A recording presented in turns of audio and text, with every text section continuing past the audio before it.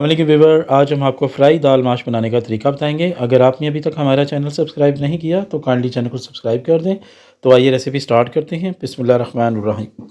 अस्सलाम वालेकुम viewers, half cup के करीब ऑयल ऐड करें। जब ऑयल गर्म हो जाए तो इसमें एक मीडियम प्याज जिसकी चॉप में कटिंग की है वो डाल दें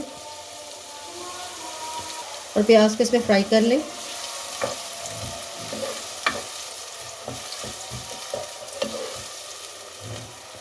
जब प्याज इसमें हल्के से ब्राउन कलर का हो जाए तो इसमें 1 टेबलस्पून लहसुन अदरक पेस्ट वो डाल दें और इसे लहसुन अदरक पेस्ट के साथ भून लें।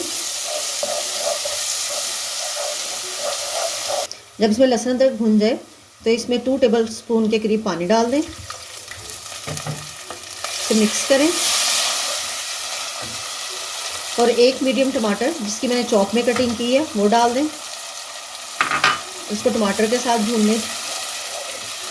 टमाटर हल्के से सॉफ्ट हो तो उसमें कुछ मसाले डाल दें। 1 टीस्पून नमक, 1 टीस्पून पिसी हुई लाल मिर्च, हाफ टीस्पून हल्दी और 1 टीस्पून अचार मसाले का पैक उसका 1 चम्मच। और अब इसे मिक्स कर लें।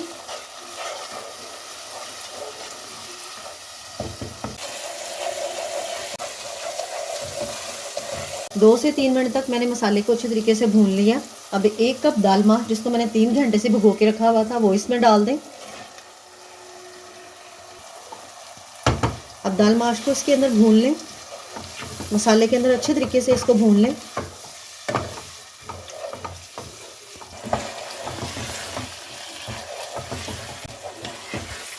दाल को मैंने 2 से 3 मिनट तक अच्छे तरीके से भून लिया। अब इसमें हाफ टेबल स्पून धनिया पाउडर और 1 टीस्पून ज़ीरा पाउडर इसको डालें, इसको मिक्स करें।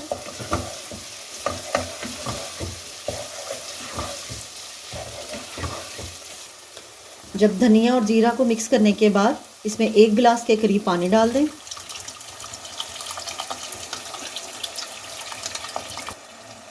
इसे मिक्स करें और इसे मीडियम फ्लेम इसका कर दें और इसे कवर करके कुक करें। दाल को पकते हुए 20 से 25 मिनट हो गए हैं।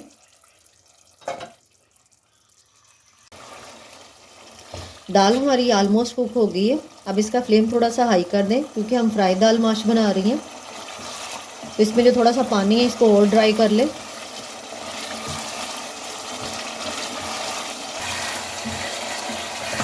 हल्का मैंने पानी खुश कर लिया। अब इसके अंदर हाफ लीमू कटा हुआ उसको डाल दें, इसका जूस, और जूलियन में अदरक की कटिंग की हुई है वो शामिल कर दें और कुछ हरी मिर्च के स्लाइसेस और थोड़ा सा हरा धनिया।